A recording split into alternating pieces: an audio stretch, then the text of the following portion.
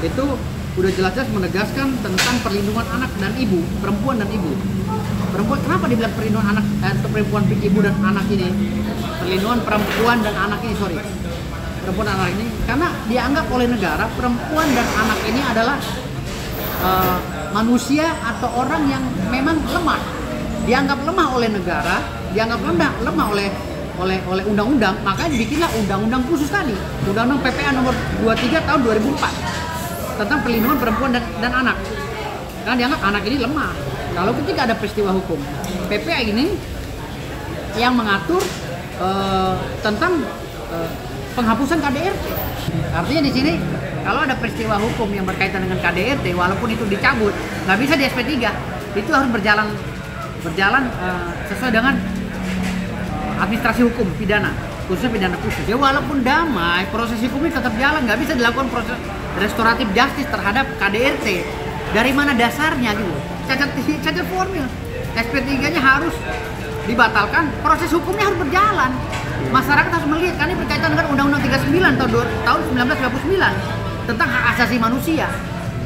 Gitu loh. Kaitan dengan Undang-Undang 23 tahun 2004 itu berkaitan langsung karena di hak-hak manusia, hak hukum manusia yang berkelamin wanita dan anak ini yang dianggap lemah oleh negara, maka dibuatlah undang-undang tersebut, undang-undang khusus yang mengkhususkan tentang perlindungan terhadap hak-hak hukum antara anak dan perempuan tadi. Jadi kalau diadakan restoratif justice ini keliru, cacat formil, dan Polres Jakarta Selatan harus mencabut itu lalu melanjutkan proses hukumnya.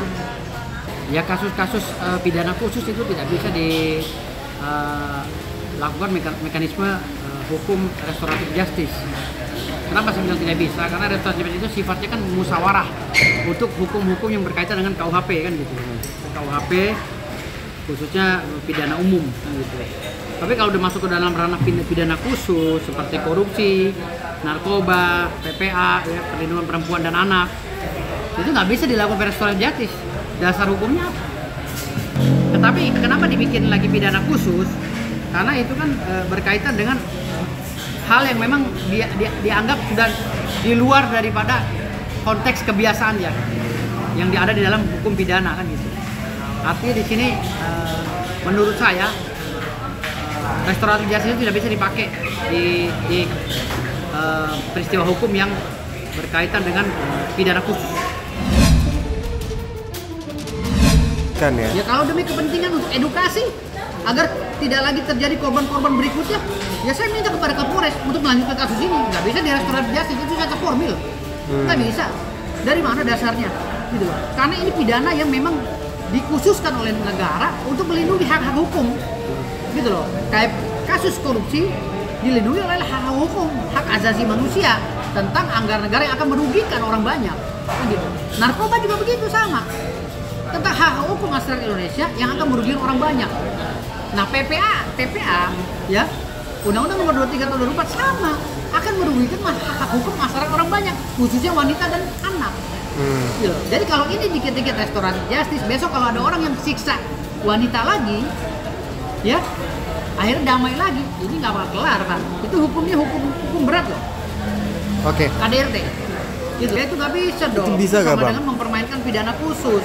Gitu loh, polisi harus melihat ini gitu loh. Setiap hal yang khusus di dalam pasal 63 KUHP, Kitab Undang-Undang Hukum Pidana itu dijelaskan bahwa sesuatu kasus yang sedang berjalan maka harus diutamakan yang khususnya, pidana khususnya. Pidana umumnya dikesampingkan. Di kasus Lesti Kejora saya belum baca. Tapi kalau berkaitan dengan KDRT, ya KDRT, saya rasa nggak bisa di restoratif justice. Itu cacat formil. Dan ini polisi harus bijak di sini gitu, agar masyarakat puas gitu loh melihat peristiwa hukum tersebut diadili dengan seadil-adilnya sesuai dengan tujuan hukum, sesuai dengan amanah undang-undang gitu. Bukan mempermainkan hukum, meremehkan hukum. Kalau memang untuk damai, ngapain mereka lapor? Besok kalau Lesti Kejora tahu ada masalah lagi, ribut lagi dengan siapa lakinya? Bilar. Si Bilar, kalau dia digantung di dalam kamar atau mati, siapa yang tanggung jawab? Kan negara juga. Karena hak-hak hukum daripada perempuan dan anak itu udah dilindungi negara. Gitu loh. Ini bukan saja delik aduan absolut sebenarnya. Ini masuk juga ke ranah delik aduan relatif. Relatif atau siapa saja bisa melaporkan selama dia melihat kejahatan itu tersebut terjadi. Bukan saja Lesti Bilar yang melaporkan. Kalau ada kejadian pemukulan terhadap anak dan ibu, masyarakat umum pun bisa melaporkan karena ini masuk dalam delik aduan relatif, bukan delik aduan absolut. Ingat ya.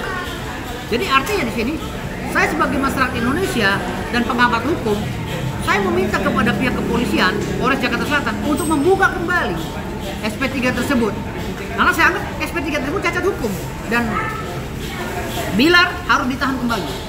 Bilar harus diambil lagi dan jadi tersangka. Nah, selama ada putusan pengadilan.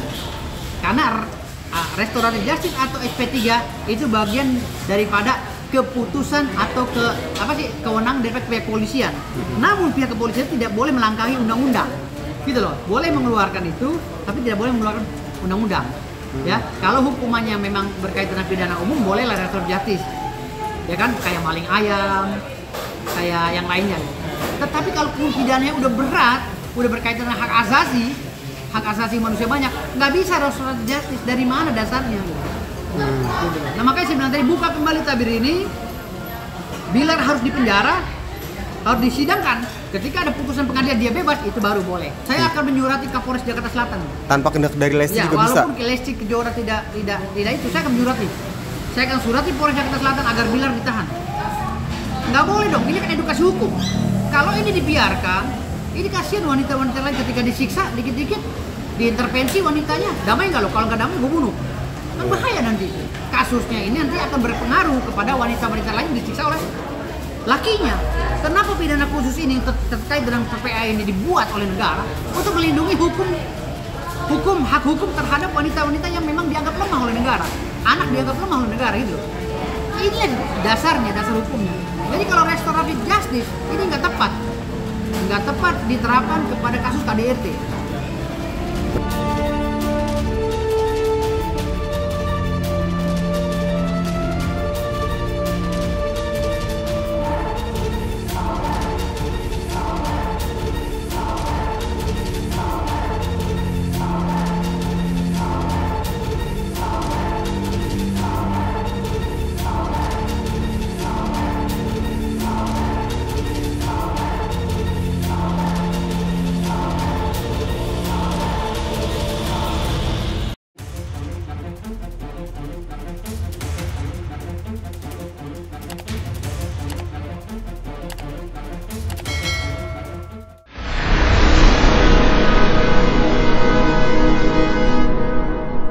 Jadi jangan lupa untuk subscribe Cumi Cumi.